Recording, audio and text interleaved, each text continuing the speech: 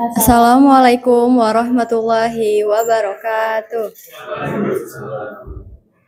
Perkenalkan, kami dari kelompok 1, saya Dina Rai Primandani. Saya Salwarelia Fitriani. Dan salah satu rekan kami yang bernama Jihan Andini berhalangan hadir hari ini. Pada kesempatan kali ini kami akan mempresentasikan positive thinking.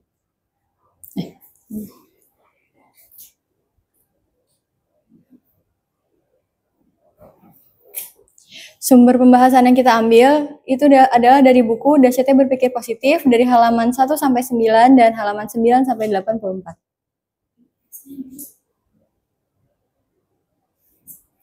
Pertama kita masuk ke dalam definisi. Berpikir positif sendiri adalah sikap mental yang menekankan pada penanaman pikiran, kata-kata, serta gambaran yang konstruktif untuk membentuk cara pandang yang lebih optimis terhadap kehidupan.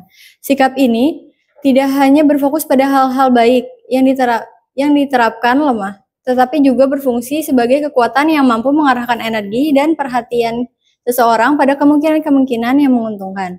Dengan berpikir positif, individu belajar menggantikan pikiran negatif dengan gambaran yang membangun, menumbuhkan keyakinan akan keberhasilan, serta memvisualisasikan hasil yang diinginkan. Lebih jauh lagi, berpikir positif memberikan dampak nyata terhadap kehidupan, terhadap berbagai aspek kehidupan, mulai dari kesehatan mental dan fisik, kebahagiaan pribadi, hingga keberhasilan dalam mencapai tujuan. Pola pikir ini juga membantu seseorang mengendalikan respon emosional, mengurangi rasa cemas, serta memperbaiki hubungan sosial dengan memancarkan energi optimis yang menyenangkan bagi orang lain. Dengan demikian, berpikir positif sendiri dapat dipahami bukan hanya sebagai cara berpikir yang menyenangkan, melainkan sebagai fondasi penting yang memengaruhi kesuksesan, ketahanan, dan kualitas hidup sendiri. Boleh diperjelas nggak sih, Dinar? Enggak, itu di kiri. Itu di bawah tuh. Oh ini? Nah itu anak plus. Oh ini? Lagi juga boleh.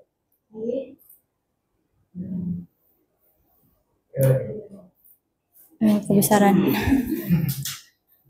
Turun ke pembahasan pertama.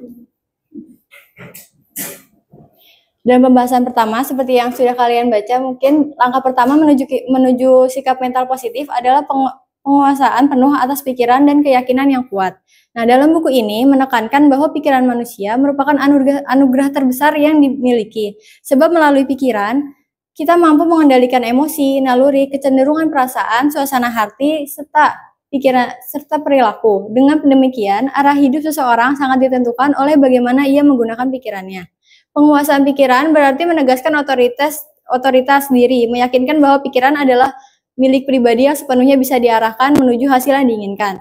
Lebih lanjut, proses berpikir positif sendiri tidak cukup hanya dengan kata-kata, tetapi memerlukan visualisasi yang jelas tentang apa yang ingin dicapai.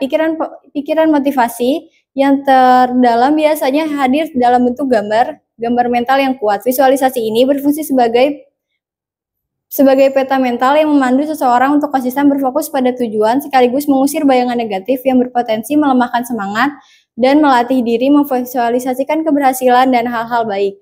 Seseorang menanamkan keyakinan bahwa setiap usaha memiliki kemungkinan besar untuk berhasil. Inilah fondasi awal sikap bermental positif, menguasai pikiran sepenuhnya dan mengarahkan pada gambaran konstruktif. Mungkin dalam visualisasi yang kalian mengerti itu zaman sekarang tuh mungkin bisa disebutnya tuh manifestasi kali ya.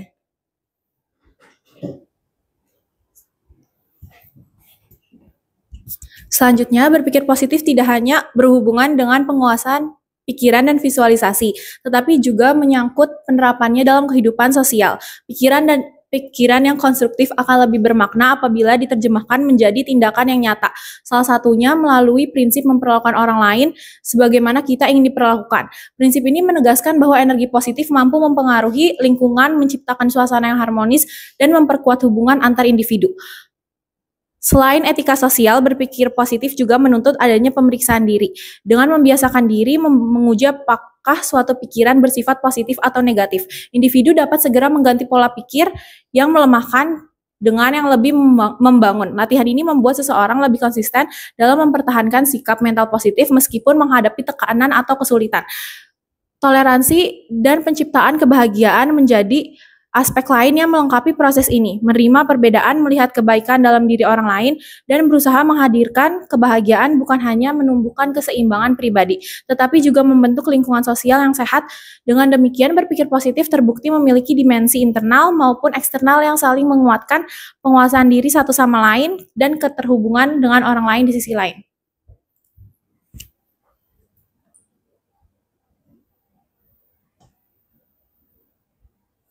Selanjutnya ada pengamatan penerapan. Meningkatkan semangat kerjasama. Berpikir positif membangun anggota kelompok lebih fokus pada solusi dibanding masalah. Hal ini mempermudah kerjasama, karena masing-masing anggota saling mendorong bukan saling menyalahkan. Selanjutnya, menciptakan lingkungan yang suportif. Kelompok yang menerapkan pikiran positif biasanya lebih terbuka, saling menghargai, dan membangun suasana yang nyaman. Ini mendorong setiap anggota untuk berani berpendapat. Ketiga, mengatasi konflik dengan bijak. Dengan sudut pandang positif, konflik dalam kelompok tidak dipandang sebagai perpecahan, melainkan kesempatan memperkuat hubungan dan mencari titik temu atau bertukar pandang. Selanjutnya, meningkatkan produktivitas bersama. Pikiran positif menumbuhkan motivasi kolektif.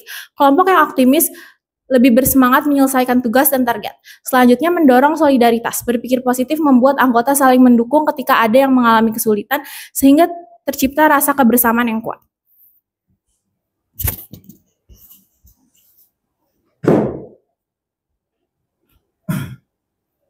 Selanjutnya, menurut kami dari pembahasan ini, buku Dahsyatnya Kekuatan Berpikir positif sendiri adalah kunci dalam membangun sikap optimis, mengelola emosi, serta menghadapi masalah dengan solusi yang lebih baik.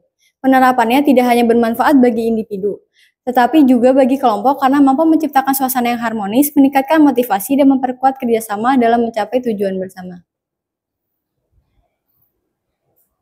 Masalah menurut beberapa artikel jurnal dan pengamatan kami. Yang pertama, tidak konsisten. Banyak orang atau kelompok sulit mempertahankan pola pikir positif secara terus-menerus, terutama saat menghadapi tekanan. Yang kedua, kurangnya pemahaman. Ada yang menganggap berpikir positif itu hanya sebatas menghibur diri, bukan sebagai strategi nyata dalam menghadapi suatu masalah. Yang ketiga, lingkungan yang negatif. Dukungan dari sekitar sering tidak sejalan dengan pikiran positif sehingga sulit berkembang. Yang keempat, kesenjangan praktik antara teori dan penerapan sering berbeda. Dalam praktik, emosi negatif masih dominan.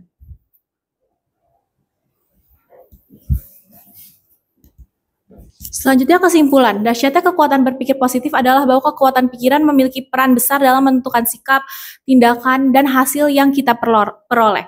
Berpikir positif membantu seseorang lebih optimis, sehat secara mental maupun fisik, serta lebih percaya diri dalam menghadapi tantangan. Selain itu, penerapannya juga bermanfaat dalam kelompok karena mendorong terciptanya kerjasama, solidaritas, dan suasana harmonis. Intinya, berpikir positif menjadi kunci penting untuk meraih kebahagiaan, kesuksesan, dan kehidupan yang lebih bermakna.